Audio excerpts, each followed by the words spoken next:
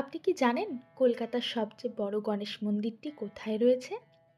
আজ আমি চলে এসেছি উত্তর কলকাতার রাম মন্দিরের খুব কাছে মুক্তারাম বাবু স্ট্রিটে ২০০ বছরেরও বেশি পুরনো এবং রাজবাড়ির আদলে বানানো সবচেয়ে জনপ্রিয় সিদ্ধিবিনায়ক মন্দিরে।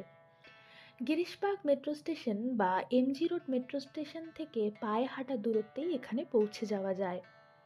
এই মন্দিরটি অনেকের কাছেই মনস্কামনা পূরণের স্থান হিসেবে পরিচিত।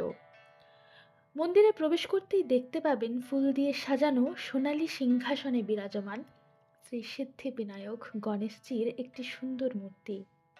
প্রত্যেক দিন প্রচুর ভক্তরা এখানে ভিড় করে তাদের মনস্কামনা পূরণের জন্য। মন্দিরটি প্রত্যেক দিন ভোর ৫টা ৪৫ থেকে দুপুর ১২:৩০ এবং বিকেলে ৪:৩০ থেকে রাত ৯টা পর্যন্ত খোলা থাকে। তবে বুধবার সারাদিনই মন্দিরটি খোলা থাকে। প্রতিদিনই ভক্তদের মধ্যে প্রসাদ বিতরণ করে দেওয়া হয় সম্পূর্ণ বিনামূল্যে। গণেশ মন্দিরের সামনেই রয়েছে হনুমানজিরও একটি মন্দির।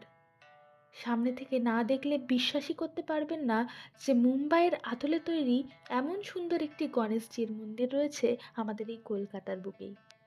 তাই যারা এখনো মন্দির দর্শনে যাননি তারা অবশ্যই সময় করে এই মন্দিরে একবার দর্শন করে আসবেন। ভিডিওটি কেমন লাগলো অতি অবশ্যই কমেন্টে জানাবেন।